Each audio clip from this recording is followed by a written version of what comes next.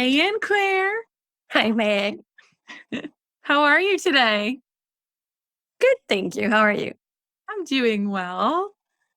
Rainy Wednesday here. So it's a little bit of a slow, chill day for me so far. I mean, so far it's morning time for you. I know, slow as in I'm still waking up. I'm glad. Hashtag reality. Yeah, I mean, honestly, it's sort of like a mixed weather situation here. We sound like the most boring people. We're talking I about know. weather. It was so interesting. So interesting. Anyways, What's the weather like over there, Ann Claire? it's mixed. It doesn't know if it's summer or fall. It keeps raining and then being like, blue skies, scorching, I can't speak, scorching hot sun.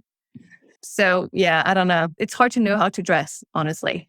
Mm-hmm. And all I know is the season of always go out of the apartment with an umbrella just in case has officially started. Oh, geez. So yeah, that's the weather. Mm-hmm. Fascinating.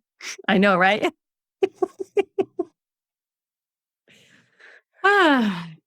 So what are we talking about today? We're talking about the Recovery Collective because here's a question that we received from someone over on Instagram. And the question is, could you please explain what the Recovery Collective is and what is the best thing about it? So I'm going to let you explain to everyone what's the deal with the Recovery Collective. All right. Well, first of all, I love that question. I love that people are interested in learning about the Recovery Collective. So, the Recovery Collective essentially is an online eating disorder recovery community that's safe. It's run by professionals. And at this point, we have approximately 80 individuals from all over the world in this community who come together with one shared goal, which is to heal their eating disorders and reach recovery. So it's really amazing because you can tell that the individuals really care for each other and support each other and want to see each other do well. So it's a brighter space on the internet. And, we validate each other's emotions and we support each other through the difficult times, but we're also cheering each other on and hoping the best for each other. So it is truly awesome. I guess in summary, there are just so many benefits to being part of the community that I want to share a little bit. Like, I like to think of when people join the Recovery Collective, it's like a little club that has a ton of meetings every single month, right? We have a whole schedule of events. I think on average, we have 11 to 12 hours of live events per month. Like if we add up all the time we spend live, it's about 11 to 12 hours. And our members can pick the events that they're the most connected to. So that could be yoga with Ann Claire. It could be group coaching with me.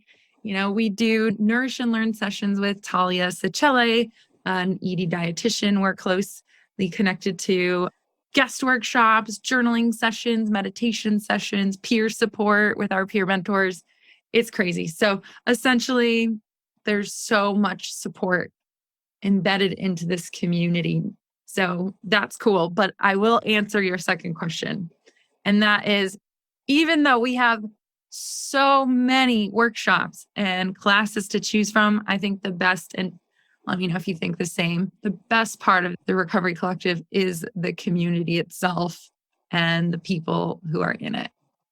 Yeah. I mean, we do have the loveliest humans. We have the best humans. Yeah, we can say that. But it's odd, right? Because we do have all these workshops and we have seriously badass people, right? Coming for workshops. I mean, Dr. Jennifer Gaudiani, Melanie Rogers, Carolyn Costin, Mia Finlay. I mean, come on. Like, yeah. I'm really so freaking proud that we have those amazing humans showing up in the community to share their knowledge and their guidance and their wisdom with everyone. And then somehow at the end of the day, I would have to agree with you that the community is just a gold in the collective. So yeah. Yeah, I completely agree. It's like you join for the workshops and the resources, you stay for the people. And that's really what I think all those resources are extremely supportive and helpful. But when it comes down to it, I just love being surrounded by the people in the group. And the fun thing for me is watching everyone build authentic friendships and build, I would say, some social confidence among each other when it comes to talking about their eating disorders, shining light on their eating disorders, dissolving shame. And then also, you know, being able to add some levity into that, which is, joking around with each other, learning about other areas of each other's lives, like how much they love Taylor Swift or Harry Potter, right? And it's really fun for this community to have a life of its own, right? Yeah. And it's amazing because, of course, there's the exchanges, right, that happen and being part of the workshops at the same time and sharing and cheering each other on. And then even for introverts or maybe people who might feel a bit more anxious, right, to show up, not only do we try to sort of make that easier, and this is why we have the amazing Anna and Gemma, our peer mentors, sort of being there and welcoming every single human into the community so they already know someone in case they don't yet. And this is the feedback that we've received several times is that people are like, oh, at first we watch, like, they take a step back and they watch. And then even only seeing people talking about things that you thought you were the only one thinking in your own head and seeing yourself reflected in others, it just does something to you, right? Even when you think, oh, maybe this is not the community thing because I don't know, I might not feel like I fit in, blah, blah, blah. There's just magic that happens, right? Of just seeing yourself in others. I don't know if what I'm saying makes sense, but Well, I think it's really validating because I think when you are alone in your recovery, there's all this self-doubt and imposter syndrome and feeling like you're not sick enough and wondering if maybe you're overreacting and that maybe you don't have it, you're self-gaslighting, right? And so when you can be in a community and that's focused on eating disorder recovery and hear stories that you can truly relate to and that mirror your own experience, it starts to validate like, oh, I actually do need help and treatment is an option for me. And there's so much I can change to get to a better place with my relationship with food and my body. So yeah, I totally get what you mean by that. I feel like I want to talk more about this community thing. Yeah, let's go into it. Let's get into it, girl. So, because like you created the Recovery Collective, you came up with that idea. And so I'm like, okay, so why do you think that being part of a community is so helpful for anyone in eating disorder recovery?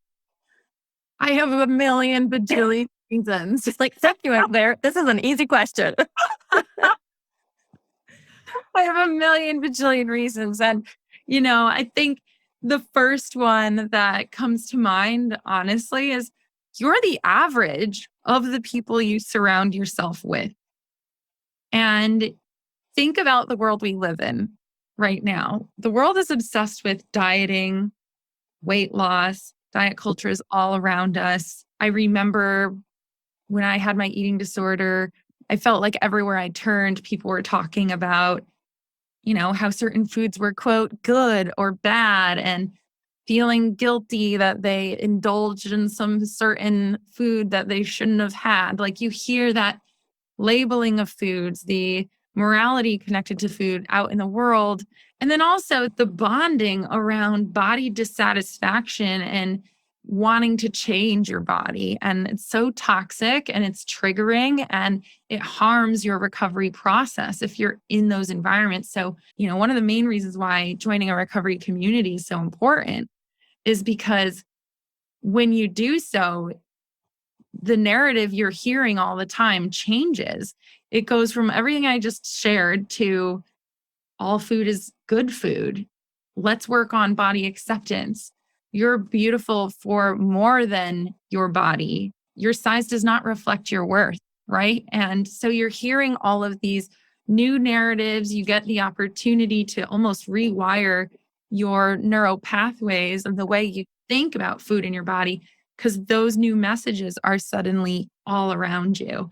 And the people in the community are all working together to take on this new mindset and break free from all the dogma of diet culture that you hear in day to day. So I freaking love that. And it really does increase your chances of recovering if you can take on a new mindset. And it's so much easier to take on that mindset when you're in a community that believes those things. So that's like a big one for me. Yeah, I mean, yes to everything you said. You were talking, it made me think of two things. There is specific research, and maybe I'll add it in the the description box, but there is specific research, I think, around body image and how, what are the different factors and pillars that will influence our experience of our body. And what you mentioned about, the average talk of the average person around you, or whatever you called it, that is one of them. So literally they research and they say oh, well, make sure that you pick the people that you're spending time with, because yes, if you keep talking to other people and bonding over the next diet or how much you hate your body and sort of being oh, I do that. Oh, I hate this about myself. It's no, at least you have that and I have that. And it's what's the point? So it just reminded me of that, because it's just there's hard research, right? That is that supports that idea. And it also made me think of the sheer concept that, if the background noise of your head is diet culture, wellness culture crap, then anything that is recovery oriented stands out, right? And anything that is unfamiliar will be flagged by your brain, by your system as an anomaly. And so what we're trying to do is reverse it so that the anomaly isn't the recovery thing, so that the stuff that is sort of flagged as an anomaly in your experience of the world is the disordered stuff. But that's what you made me think of when you were saying, and I just couldn't agree more.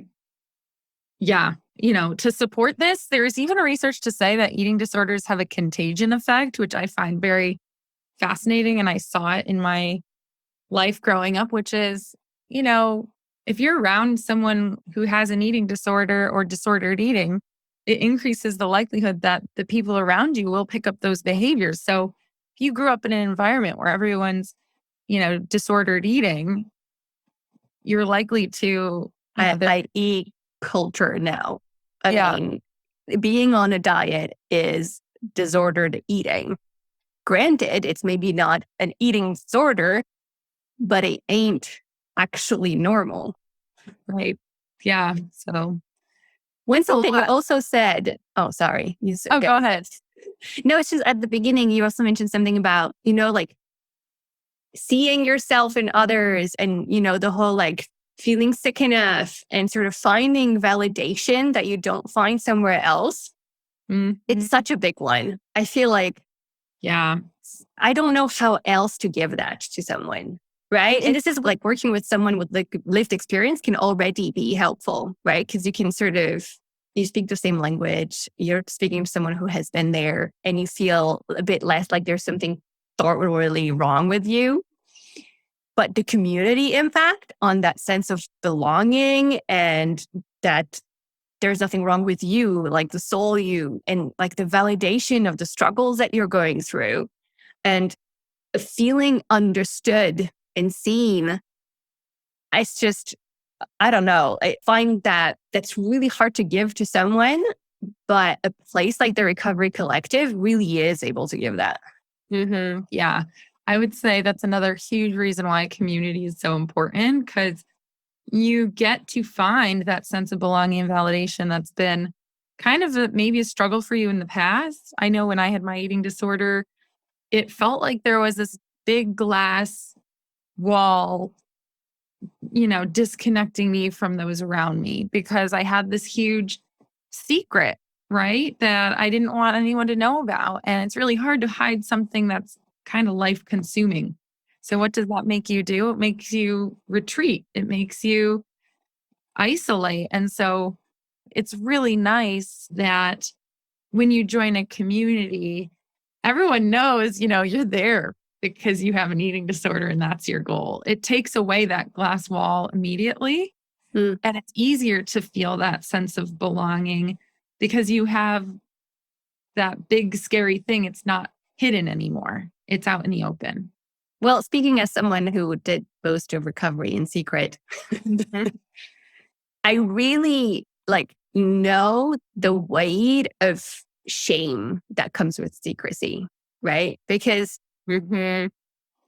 it's sort of not quote unquote just that you feel misunderstood and that you're isolating. It's also that you are self-breeding shame and feeling that there's something wrong about you and that you're a bad human and that you should protect anyone ever knowing about this because you're judging yourself for it and you're judging, you're sure that other people will sort of confirm that. And as much as I know that there were very good reasons for me to sort of do recovery a bit more in a private way, it's just it took me years after recovery to let go of shame about my eating disorder. And what I feel when I speak to people in the collective, whether that is on workshops, outside of workshops, on the retreat, is that is already I'm not saying that shame just disappears, it's not magic, but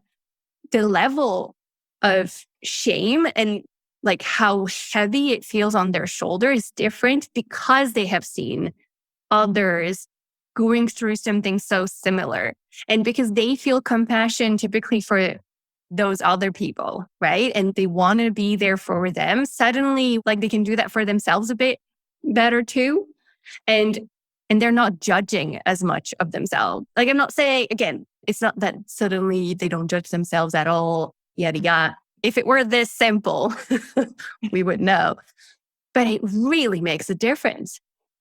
It's such a good point. I think that fear of judgment is so huge in the real world. And when you do join a community where people understand and we are encouraging sharing, there is a mindset of, non-judgmental acceptance. And that's so refreshing to be around. And it does help dissolve the shame.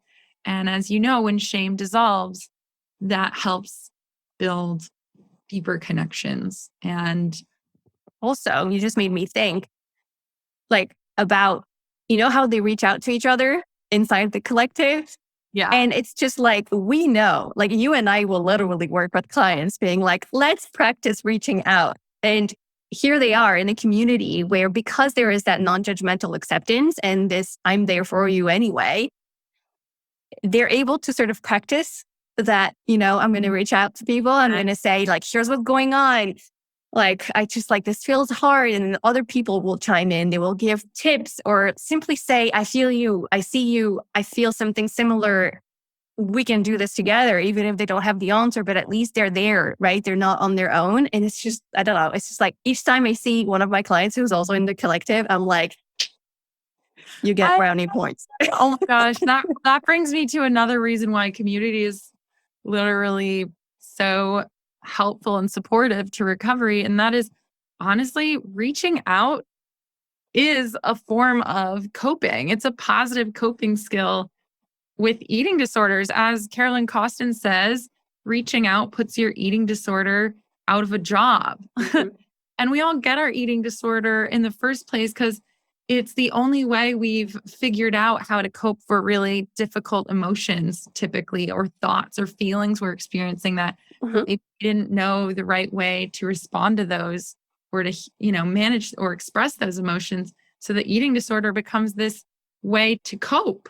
And so putting your eating disorder out of a job requires learning new coping skills. And so when you reach out, it really helps you to cope in that better way. So then you're going to be interacting with people, talking to them about your struggles, shining light on your shame, hearing feedback, feeling validated. And it's so nice. And you're so right with the group right now. The Facebook page is always like a party. I feel like there's always a few new posts in there where I don't even worry about feeling obligated to respond because I know that when someone in the community posts a question, it's like a shark attack of comments. Like everyone's like, here, I have an idea. I have In the best way, shark attack, not like the same level of like, it just becomes this massive response of sharing. And yeah, I do mean that in a best way. It's just like a fierce response. Everyone's trying to help. everyone's a mama bear in those moments. Yeah. You know, if everyone shows up. And what I love about reaching out to this sort of a community is that when someone comes back to you, you're a whole lot more receptive because you're talking to people who get you. Right? Have you ever experienced sharing something with someone and then they say something is like, thanks, you really don't get me, do you? Yeah, like you're the one to talk. Like, you know. I mean, typically, I have an eating disorder. I struggle with that. And people will alter something like, well, just eat. And it's like, thanks, dude. Didn't think of that. Like, or like when you struggle and you're like, I'm feeling really sad and down. Well, just be happy. And it's like, yeah, it's just like, can you understand what's going on for me right now? And I'm sorry, but often the answer is no.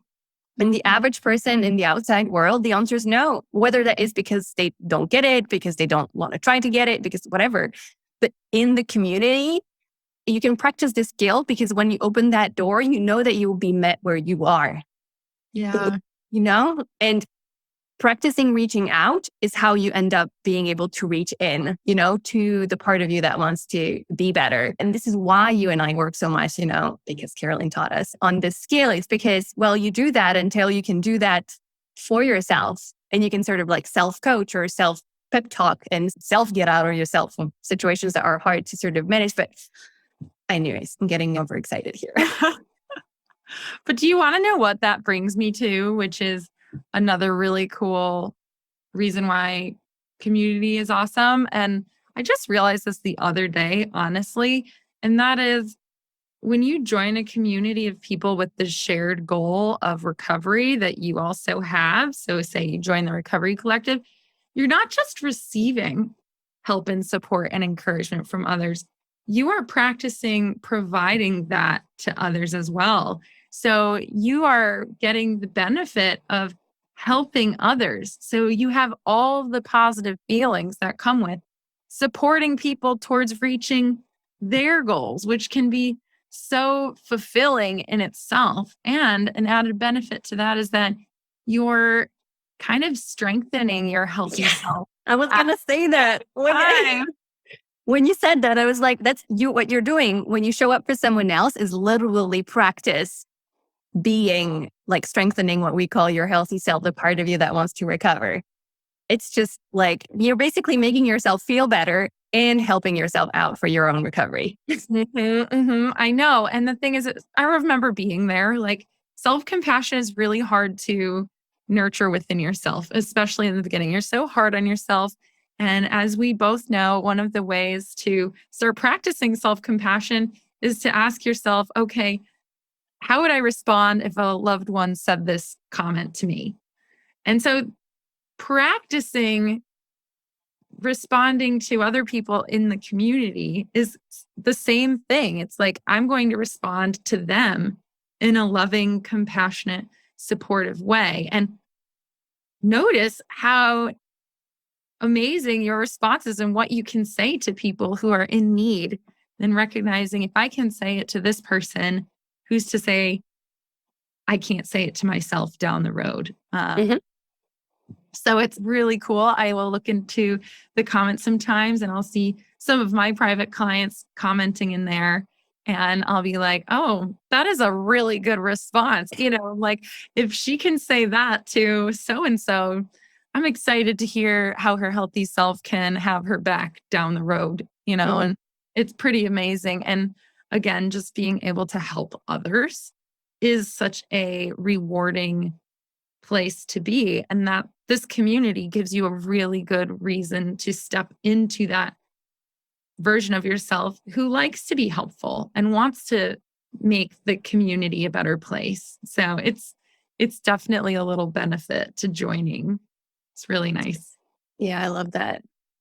I was thinking when you were talking how much because of course you and I have clients, right, who are part of the Recovery Collective, Mm-hmm. and how much that gives us sometimes a view on how they're doing, of course, and we might like sneakily mention something in session. But genuinely speaking, this gives people more support of a different kind that they don't get in a different setting or setup with quote unquote regular treatment team members. Like everyone has their role to play and everyone's so key, right? We both know that, having a therapist, having a dietitian, having a psychotherapist, like depending on what you need, et cetera, like teams can be a bit different. But this is sort of extra, as like coaching is already like, we're already adjunct, right, to the treatment team. But this is sort of like the cherry on the top of the, on the ice cream sundae. Like what's the whipped cream? Foamy bit? Whipped cream. It's like, Foamy bit. all right, this is where English escapes me.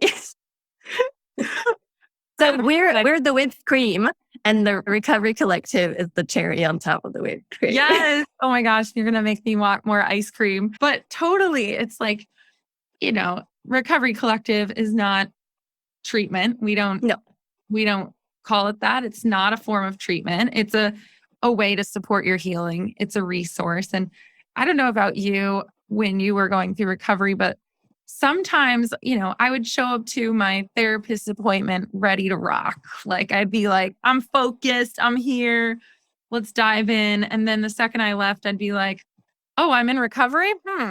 Like it's like your eating disorder just takes over again and you're living in that mode of maybe apathy or not really as motivated as you were in session. And so you have all that time between sessions with your treatment team where, at least in my experience, there were times where I was like, what should I be doing right now? Like coaching wasn't a thing.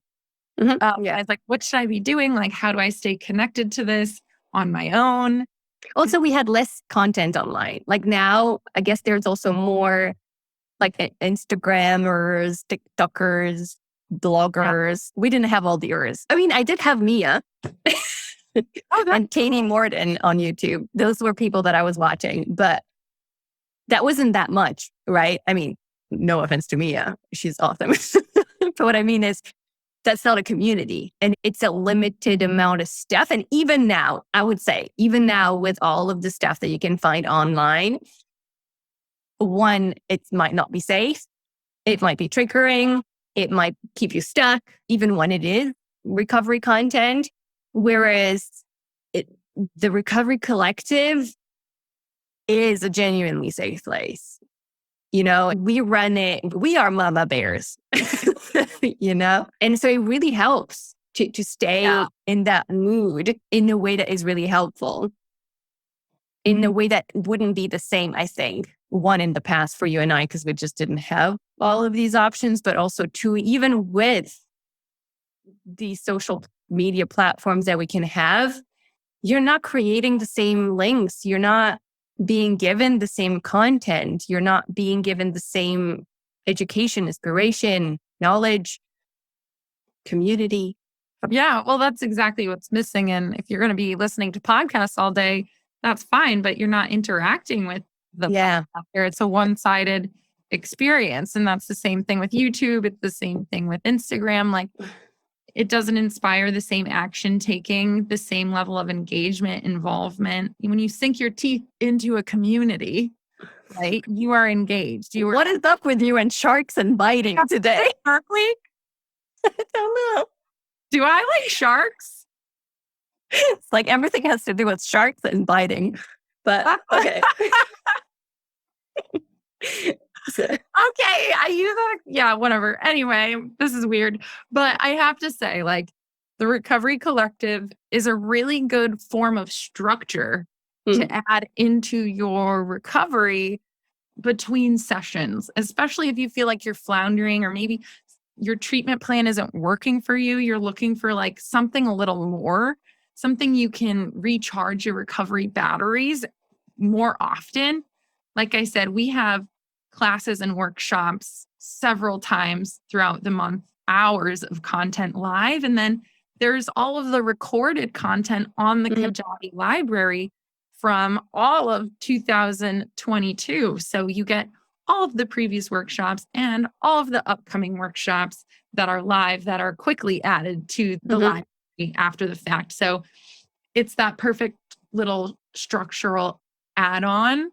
Yeah, I think that's like your point about how it's not passive consumption of recovery stuff. You're really engaged with the process of and with being part of the community. That's what I was trying to say with really not the right words. So you're actively biting and chewing. More, you're kind of getting into the shark comments now. Not at all. Comment. Yeah. Sharks come up every time a reference, like a little chomping noise or something. I don't know. But yeah, totally. So I'm trying to think if there are other benefits to community that we haven't covered yet. I think there's that touch of, I don't know if joy is the right word, but recovery is heavy. It's hard. I remember sometimes feeling like, one, it was harder because I was trying to do something about my eating disorder. And two, even when you're winning, it still feels hard. And you know what I mean? Like, and being part of a community where, I mean, we're not negating the existence of the hard bits, but it does provide a sense of, yeah, I don't know, joy, fun. Like, you know, the friendship bit, the community bit gives you a lighter note, something good about this thing that you're doing that is so hard. I'm not sure what word I would use to describe this, but there's that something that is just less god darn heavy.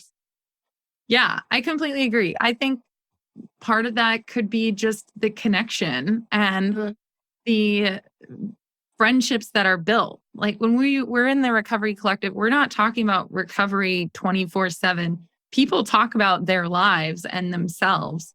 And that's where the levity comes in. That's where we learn about them as an authentic person. I don't think you were on this call, but during our family check-in this week or last week, we had a hilarious icebreaker moment. And the icebreaker was this, like, honestly, it was the funniest moment I've ever had in the collective. It was, are you on team pumpkin spice? And if not, what flavor deserves all the hype?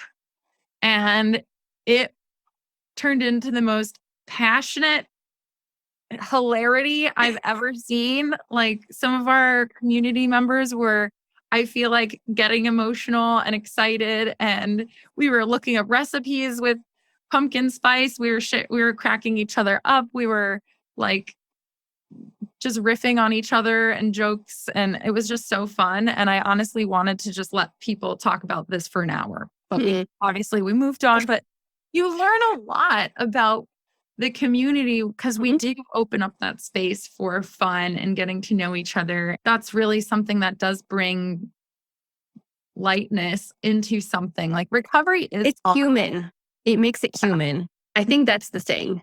I felt such like not a human to an extent. Like if anything, throughout recovery, I rediscovered what it actually meant to be human. And the Recovery Collective makes space for being human. It makes space for what is already in the humans beyond this eating disorder thing. And I think that's the thing that I'm really appreciating is you have a space where you and others are seeing each other's humanity and all the good that is already within you beyond this eating disorder thing that is so hard. And maybe sometimes that feels like joy. Sometimes maybe that feels like sadness or, you know, pain or whatever, but it's real. And it sort of gives an in for, just being, like really being, like, you know, you as a human and being seen for that and not being seen for that person in recovery. That sometimes you might feel like that's how other people might see you or perceive you. I don't know. We start to see each other for who we are. And we have a genuine care of that person as an individual. It's like the Recovery Collective is a forest, but we're also a bunch of individual trees. who I knew you would love that. Yeah, I love And that. it's very cute. And I did want to bring something up really fast because while you're talking about humanness, do you want to know what adds that other extra layer of humanness? Tell me. The Recovery Collective retreat. Hmm. Like for those of you watching, honestly, the coolest thing this summer was that we hosted a retreat in Portugal. And it was so amazing because after a year and a half of hosting group events virtually with this community, a group of 11 of us came together and met in real life in Portugal, and we did recovery workshops. It was very like restorative healing, fun, and that added even another layer of humanness to the mix. And of course, we're going to be doing a retreat next year, which, side note for everyone watching, you do have to become a member of the Recovery Collective in order to access the ability to join these retreats. So think about it. But what I'm saying is that human level, for me, the retreat added to that. And it's really cool knowing that I have that shared experience with a handful of the members as well. Yeah, I wish we could do that and sort of meet everyone and sort of be like, where can we make it happen so that you can join, all of you? I mean, no, that's not realistic, but yeah, I would love to give a squeeze to everyone. I know. Well, I think we do want everyone to be in a good place mentally and physically. They have to meet a certain level of medical stability and a certain level of progress in their recovery before they can join the retreat. And so I always like to think that it could be a goal, Mm. for someone or a motivator for them to make improvements and to eventually be a part of it down the road. Yeah, that's nice. Yeah. What do you think about that? I mean, I did not expect us to be talking so long, but I guess this is what happened. Are you here? Do we have to end this? No, yeah, I don't know. Do you have anything more that you wanted to say? I feel like we talked so much about community. I mean, granted, when you're passionate about something, you can go on forever. So I'm sure we could find more things to say, but we don't want people to be like, oh my God, people, you're saying the same things over and over again. Yeah, true. Well, then I think we did it. Most of the important point. And yeah. Well, how can they know more about it, right? If anyone's wondering, like, oh, I'm curious to know more about this Recovery Collective thing, there is a link in the description box under the video to our Kajabi website, to our Instagram page. You're always welcome to reach out to us. We'll be happy to either get in touch with you or get our peer mentors to be in touch with you if that's more helpful. And yeah, like the stuff is, I think it's down. Yes, Is it down? Stuff is down here. Yes. So everyone, pause what you're doing, go to our website, check it out. The doors might be open by the time this video comes out. Join us right away and we'll welcome you with open arms. And we're really grateful to have all of you guys listening today on YouTube. And Claire, thank you so much for joining me too. You're welcome. I will be waiting for you with open jaws. Like, I'm Claire, can you please let it go? Hey. Sorry, I just had to say it. That's funny. All right. Bye. Talk to you soon. Bye.